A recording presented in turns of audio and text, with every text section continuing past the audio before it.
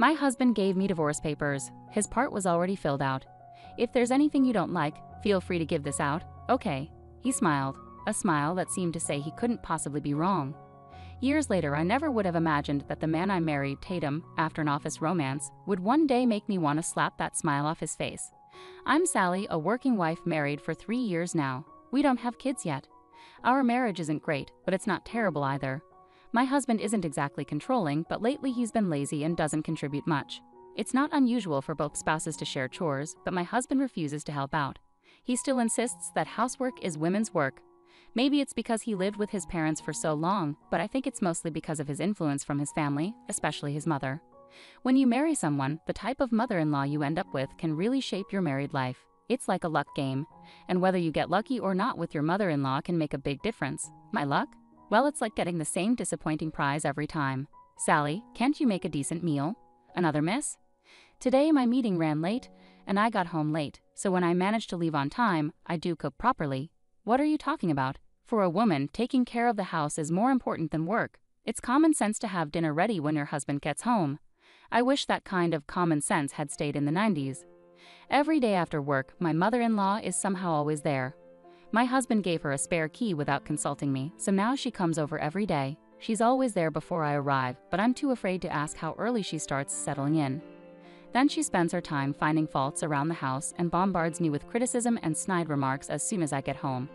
Honestly, if Tatum keeps eating like this, it's going to ruin his health. That's why I cook when I can.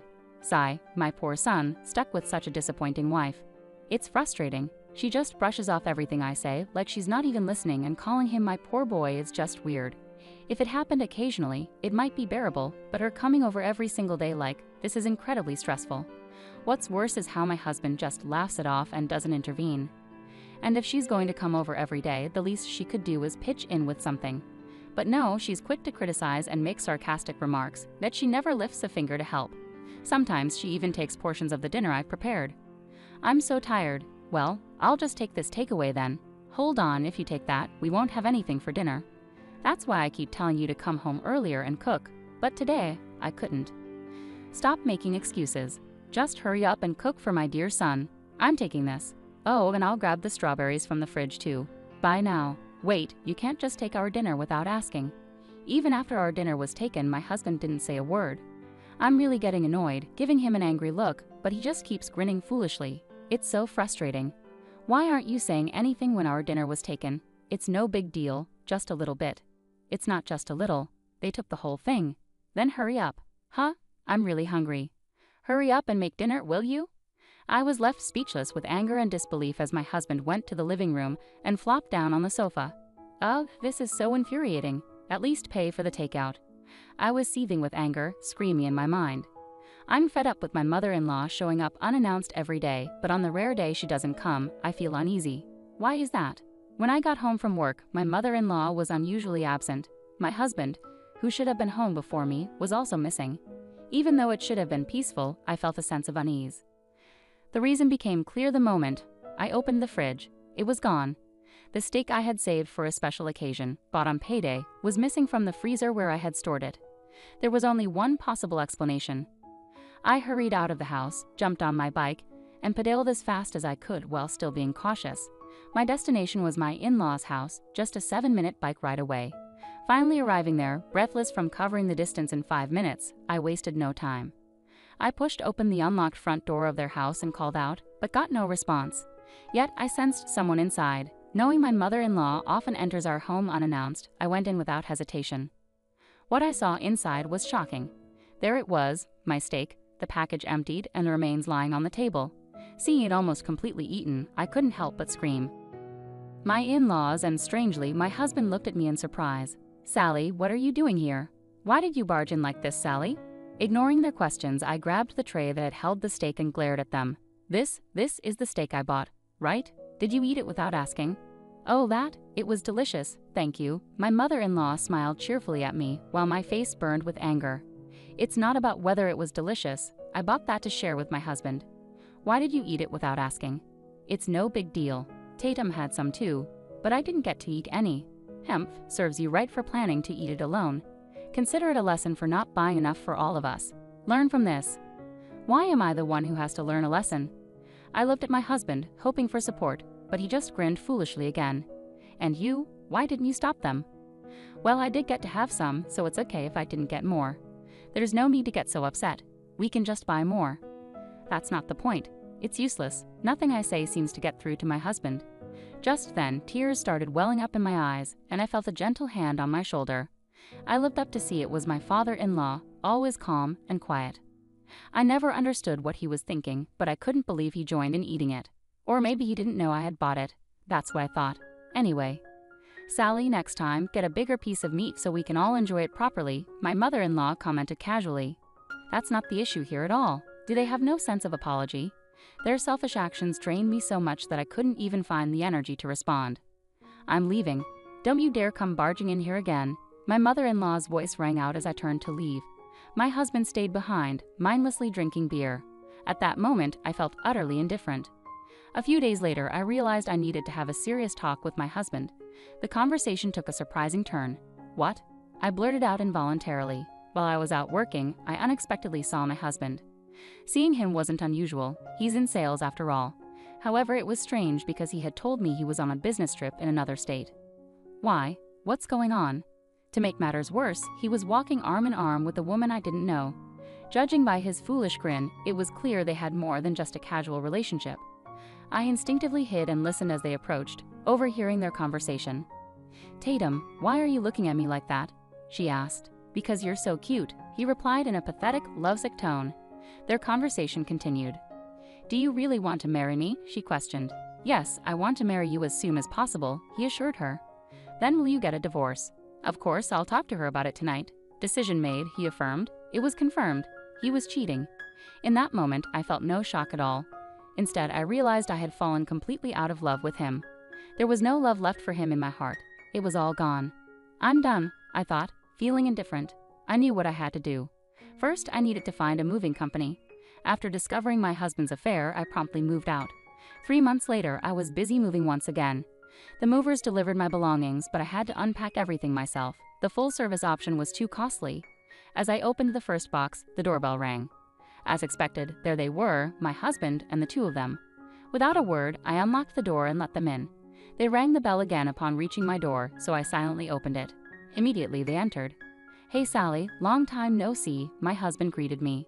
"Wow, this place is really nice," remarked my father-in-law. "Sally, what were you thinking, running away and buying a condo without telling us?" my mother-in-law exclaimed. Yes, I had finally fulfilled my dream of buying a condo. The apartment I shared with my husband was old and worn out, and I had always hoped to move somewhere better. When I found a newly built condo that matched my dreams, I didn't hesitate to make the purchase. So when I informed my husband, he showed up uninvited with my in-laws in tow. It was exactly what I had anticipated. The three of them barged in without hesitation, but I quickly stood in front of them to block their path. "Stop right there. Only residents are allowed beyond this point." "What? Sally, what's gotten into you?" "That's harsh. They're my parents." My husband looked shocked. "Sorry, Tatum, but your parents are strangers to me." "Sally, how can you say that? Isn't family more important than anything?" "Other things matter more than that." "What a bad wife. Tatum, you should leave her." "Relax, Mom. But yeah, divorce might be an option. I'll ask for this condo as part of it. It's kind of small though, isn't it?" Ignoring me, my husband and his family looked around the inside of the condo near the entrance. "It would have been better if you got a 2-family house, Sally. You really don't think about others." "Exactly. She's completely thoughtless, don't you think?" "Yeah, I wanted my own room too, but that's tough with this place, isn't it?" They kept talking, not noticing my disapproving look. "Well, if we divorce, we can figure something out, right?" Just as my mother-in-law reached for the doorknob leading to the living room, I gently pushed her hand away. It didn't hurt, but she looked at me shocked. "Sally, how could you push my hand away like that? What's gotten into you?" "I'm just asking you to respect our privacy and not enter without permission." "You're still strangers to me," I calmly explained, unafraid of her anger. My mother-in-law stared at me, wide-eyed. "That's it. I've had enough." "Fine, if that's how you feel, then we'll really become strangers. Tatum, divorce her immediately." My husband smirked oddly at his mother's sudden outburst, but I quickly spoke before he could respond. "Don't worry, there's no need for that," I assured them. My husband looked bewildered. "I don't know what you're misunderstanding, but I'm already single." "What? How could you do that without telling me?" my husband exclaimed in surprise. My mother-in-law joined in. "Did you really do that? You can't just do whatever you want. Yeah, that's right. Filing for divorce without my consent is invalid. I'll take this to mediation, my father-in-law added, supporting my mother-in-law, but I had expected this. Oh, but Tatum was the one who prepared the divorce papers. Huh? What are you talking about? I have no idea.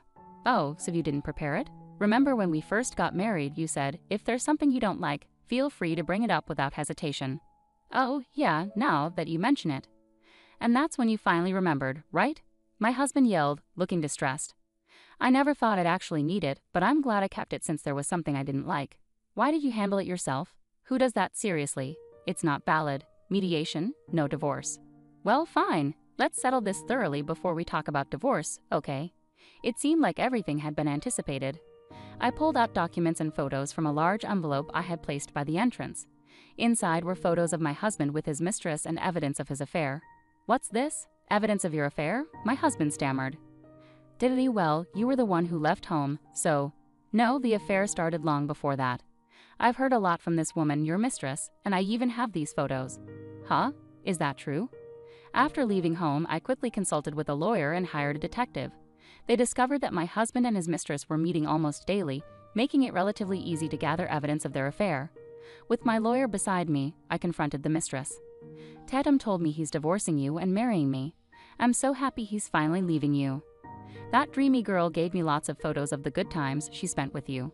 No, that's not true.